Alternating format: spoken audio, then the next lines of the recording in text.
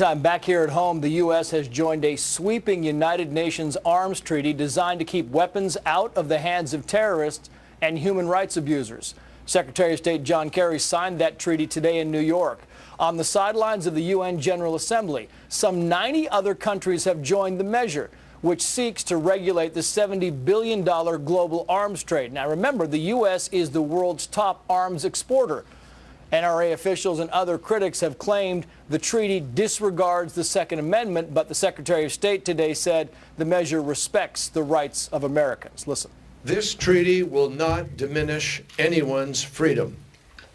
In fact, the treaty recognizes the freedom of both individuals and states to obtain, possess, and use arms for legitimate purposes. The Senate must still ratify the treaty before the U.S. officially joins it, and a majority of senators have already come out against the measure. The senior correspondent Eric Shawn live for us at the United Nations. Eric, what does all this mean?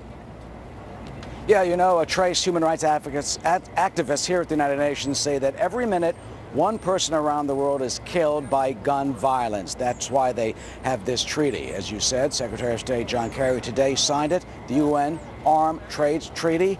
It is aimed at trying to prevent that type of gun violence and deal with small arms trafficking around the globe. It specifically deals with trying to stop national export controls of different countries in troubled hotspots and conflicts in dealing with the small weapons and arms. In signing the treaty, the Secretary of State did address the American concerns that this treaty could violate our Second Amendment or impinge on American sovereignty and gun rights. He said that is not the case, that this treaty simply imposes standards on other governments to make the world safer. This is about keeping weapons out of the hands of terrorists and rogue actors.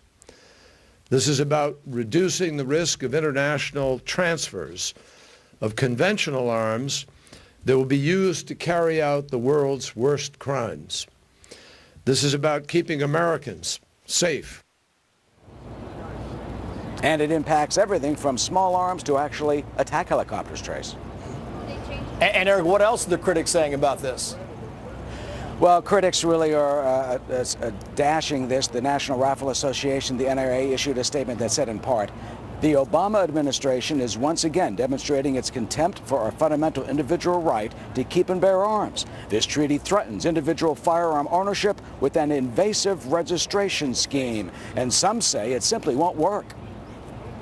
It's in effect going to influence only the law-abiding, because only the law-abiding are going to uphold the treaty. And that means that places like the United States are going to be affected far more by it than places like Syria or Iran.